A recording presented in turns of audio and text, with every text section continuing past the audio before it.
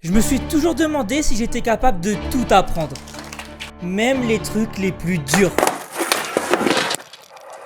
Bon, pour ça, je suis pas sûr. C'est pour répondre à cette question que j'ai décidé d'apprendre 6 skills totalement différents qui deviendront de plus en plus durs au fil de la vidéo. Et on commence directement avec le finger skate. Certaines personnes arrivent à faire des trucs de fou avec, mais je vais m'en tenir au basique, le ollie. Mon objectif, ça va être de sauter par-dessus ce caillou. On est qu'au niveau 5, on commence tranquille. Bon, je croyais que c'était tranquille, mais je me suis vite rendu compte que c'était pas si simple de mettre la bonne puissance quand je voulais soulever le skate. Soit j'appuyais trop fort et le skate s'envolait, soit pas assez et il restait carrément sur place. Après quelques dizaines de fails, j'ai commencé à réussir à comprendre comment mettre le skate sur mes doigts. Et j'ai même réussi mon premier saut. Let's go! Le problème, c'est que je levais ma main avant de sauter au lieu de la laisser coller au skate. Et puis, j'ai fini par réussir. Oh! Let's go! J'aurais aimé rester au niveau 5 pour toujours, parce que je savais pas encore que ce qui m'attendait après allait être beaucoup plus dur. Je commence vraiment à en avoir marre. Est-ce que je peux lancer des couteaux comme John Wick? J'ai toujours voulu savoir si j'en étais capable. Et pour ça, je vais lancer ces couteaux dans 7 cibles, parce que je vois aucune tête à proximité. Et je vais pas m'arrêter tant que j'ai pas planté les 3 d'affilée, ce qui s'est avéré plus dangereux que prévu. Oh, comment j'ai eu trop chaud! La première étape, c'était de réussir à toucher la cible. Et j'y suis arrivé assez rapidement. Mais j'arrivais pas à planter un seul couteau, peu importe la force que je mettais dans le lancer. Donc je me suis rapproché et miraculeusement, j'ai réussi à en planter 2. Oh! Je crois que je l'ai planté, mais j'ai tapé l'autre. Et ça commence à venir, c'est cool. J'ai aussi compris qu'il fallait que je lance les couteaux en les tenant directement par la lame pour qu'ils se plantent plus facilement. Même si ça marchait pas encore à tous les coups. Oh non, j'ai cassé la planche. Voilà la nouvelle cible, au moins je sais qu'elle va pas casser. Avec tout ce que j'avais appris jusque là, je commençais à planter les couteaux dans la cible de plus en plus souvent. Et puis, pile au moment où mon micro s'est coupé, voilà ce que j'ai fait.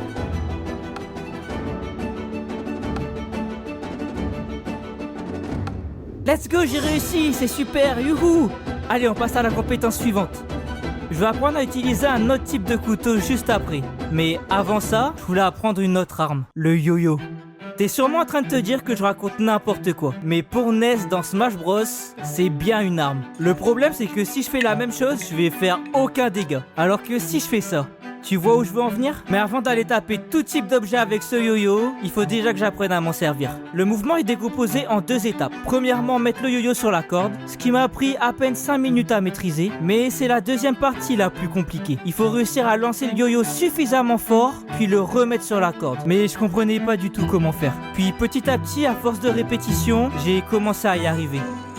Sauf que j'étais encore loin de la puissance nécessaire. Et il m'a fallu une bonne heure pour comprendre pourquoi. Je mettais juste pas ma main dans le bon sens. Normalement, il faut relier les mains pour que le yo-yo parte fort. Et devine quoi? Depuis le début, je faisais complètement l'inverse. Évidemment, après avoir compris, mes lancers commençaient enfin à ressembler à quelque chose.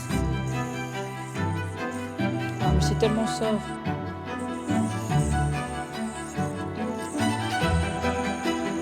C'était très propre ça, très très propre. Oh! Let's go!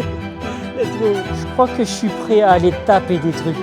Bon, j'ai essayé, mais je vais pas vous mentir. Non seulement ça fait rien, mais en plus de ça, ça abîme le yo-yo. Alors j'ai vite arrêté pour passer au niveau suivant. S'il y a bien une arme stylée qu'on voit dans plein de jeux vidéo, c'est le couteau papillon. D'ailleurs, j'avais déjà essayé d'apprendre quelques figures il y a quelques années, mais rien d'aussi dur que celle-là. Regarde comme elle est longue, on dirait un lundi. La bonne nouvelle, c'est que dès le départ, j'ai eu le début du mouvement. Okay. Bon, ça c'est déjà revenu assez vite, c'est cool.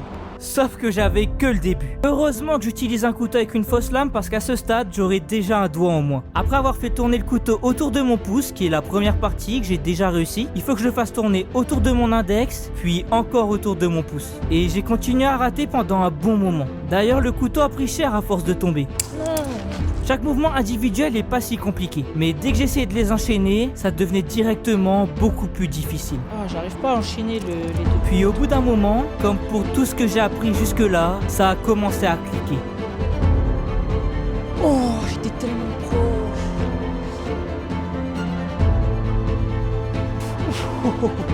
Ok, ça arrive, ça arrive. Let's go, let's go. Maintenant il me reste le niveau 80 et le niveau 100 à apprendre. Et honnêtement, si je pensais que ce que j'avais appris jusque là était déjà compliqué, c'était vraiment rien par rapport à ce qui m'attendait. Le card spring, un des mouvements que je trouve le plus stylé à faire avec des cartes. Forcément que ça va être long, vous avez vu d'où je pars? Et le but c'est pas juste de pouvoir le faire comme ça. Moi je veux pouvoir faire pareil que sur cette vidéo. La technique pour faire le card spring est très simple en réalité. Il faut juste mettre les cartes entre ses mains dans ce sens et pousser avec le pouce pour laisser tomber les cartes. C'est tout. Bon, c'est peut-être pas si simple que ça en a l'air. Mon seul objectif au début, c'était de réussir à faire passer le paquet de cartes d'une main à l'autre sans rien faire tomber. Sauf que ça me paraissait impossible, et je comprenais pas pourquoi. Puis, à force d'échouer, j'ai commencé à comprendre que quand j'orientais un peu ma main vers le haut, ça devenait beaucoup plus facile. Le problème, c'est qu'à force d'y arriver, je me suis rendu compte qu'il y en avait un autre de problème. Quand je faisais tomber les cartes, la chute était saccadée. Comme si j'appuyais fort d'un coup puis que j'arrêtais juste après. J'ai vu une vidéo qui conseillait de commencer avec la moitié du paquet, donc je pense que c'est ce que je vais faire. Clairement, ça m'a beaucoup aidé. À peine après avoir commencé, je sentais que tout était beaucoup plus fluide. Donc une bonne heure d'entraînement après, j'ai repris le paquet complet et j'ai commencé à voir mes premiers résultats. Il faut se rappeler que ça, c'est encore que la première étape. Maintenant, il est temps de passer aux choses sérieuses en essayant de séparer mes mains le plus possible.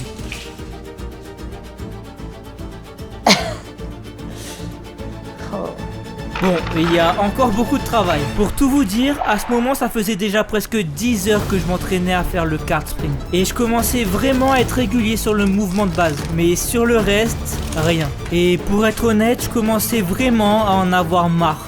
Mais heureusement, j'ai pas abandonné. Parce que quelques minutes plus tard, j'ai pu voir mes premiers essais concluants. Le truc, c'est que je voulais vraiment faire un qui se rapproche le plus possible de la vidéo. Oh, il était pas mal.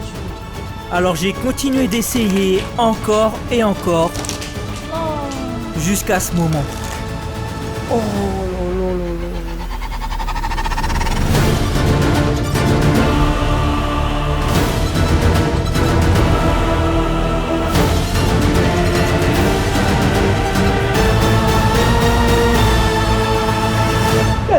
Ça m'a pris beaucoup de temps et d'énergie d'apprendre le card spring. Mais c'est encore rien comparé à ce que j'ai vécu sur le niveau 100. Depuis que je suis petit, je suis impressionné par les personnes qui font du skate. Mais j'ai jamais essayé par peur de tomber ou de me casser quelque chose. Aujourd'hui, j'ai décidé d'arrêter d'avoir peur et d'apprendre le mouvement le plus emblématique du skate, le kickflip. En sachant que, je le rappelle, je pars de zéro. Bon, avant de vouloir faire tourner le skate sous mes pieds, il fallait déjà que j'arrive à le soulever. Et c'est pour ça qu'avant d'apprendre le kickflip, il fallait que j'apprenne le ollie. Vu qu'au début je me sentais vraiment pas à l'aise sur le skate, j'ai décidé de faire mes premiers essais en me tenant en rebord de fenêtre. Et franchement, c'était juste catastrophique. Je sais pas s'il y a d'autres mots pour décrire ce carnage. J'ai pris la fenêtre. J'arrivais même pas à soulever le skate, ne serait-ce qu'un peu. Alors j'ai décidé de juste me concentrer sur ça pendant un petit moment. Puis en voyant que j'y arrivais vraiment pas, je me suis juste entraîné à faire sauter le skate. C'était clairement une bonne idée parce que quand je suis retourné à la fenêtre, même si j'étais encore loin d'un vrai ollie, je commençais quand même à le faire sauter. Et j'étais vraiment content de mes progrès jusqu'à ce moment. Oh, je me suis niqué la cheville. Il y a environ 2 ans, je me suis foulé la cheville. Ça a été suivi par 1 mois de plâtre et 1 mois avec une attelle. Le problème, c'est que depuis ce moment-là, j'ai la cheville très fragile. Et si je t'en parle, c'est parce que ça m'a clairement rajouté une difficulté supplémentaire dans l'apprentissage du kickflip. Hier, j'ai dû arrêter l'entraînement parce que je me suis fait super mal à la cheville. Donc aujourd'hui, j'ai pris ça, une chevillère, en espérant que ça va m'aider à éviter les douleurs.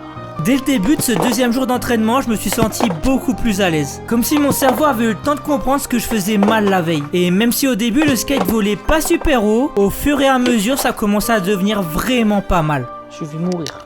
Donc je me suis dit que c'était le moment d'essayer sans me tenir. Regarde le flow du mec, j'ai sorti mon meilleur casque. Le problème c'est qu'en plus de me faire perdre de l'aura, il m'empêche pas d'avoir peur. Et j'arrivais pas du tout à lancer le ollie. C'est abominable, c'est trop nul.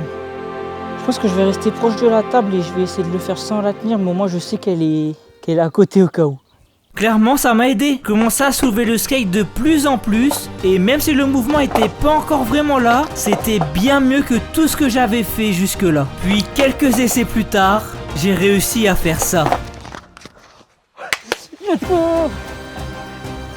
Let's go! J'étais super content d'avoir réussi à le faire. Et j'ai même réussi plusieurs fois après. Mais je me rendais bien compte que c'était que la première étape et certainement la plus simple du défi. Parce qu'il me restait encore le kickflip à apprendre. Et en plus de ça, mon entraînement c'est pas fini de la meilleure des manières. Je commence à avoir grave mal à la cheville là. Ah ouais, ça fait mal. Bon, clairement, c'est pas une cheville qui va m'arrêter. Alors, je suis revenu 2 jours plus tard avec un seul et unique but. Au moins faire un kickflip en me tenant à cette table. Et je crois que c'est à ce moment précis que j'ai commencé à me rendre compte du bordel dans lequel je me suis mis. J'ai pas réussi à faire une seule rotation complète de la journée, alors que j'ai quand même passé 5 heures à m'entraîner. Pour info, McFly et Carlito ont pris moins de temps que ça pour le faire. Et ils ont quand même 15 ans de plus que moi. Je crois qu'il faut que je commence à me remettre en question. Bon, le point positif, c'est que j'ai quand même réussi à faire une séance complète sans blessure. Donc je suis revenu le lendemain chargé à bloc et au bout d'à peine 10 minutes, je me suis encore blessé. J'ai super mal ici, frère. Putain, ça commence à me casser les couilles. Ça a pris 4 jours pour passer. Et à cause de tout le temps que j'ai perdu à cause de ces blessures, il me restait plus que 2 jours d'entraînement dans le temps que je m'étais fixé. J'étais bien conscient qu'en 2 jours, avec les progrès que j'avais fait jusque-là, c'était quasiment impossible d'y arriver. J'ai quand même essayé et je me suis vite rendu compte que j'étais bien trop loin du mouvement que je devais vraiment faire. Alors je me suis fixé un nouvel objectif. Au moins réussir en me tenant à la table. Ce jour-là, j'ai juste bourriné les essais sans trop me poser de questions. Et honnêtement, j'ai vu des vrais progrès. J'étais vraiment pas loin d'y arriver. Mais c'est le lendemain, pendant mon dernier jour d'entraînement, que j'ai enfin réussi. Évidemment, j'abandonne pas l'apprentissage du kickflip. Ce sera juste pas dans cette vidéo. Oublie pas de t'abonner et de liker. Et on se retrouve dans 2 semaines pour une nouvelle vidéo. Ciao.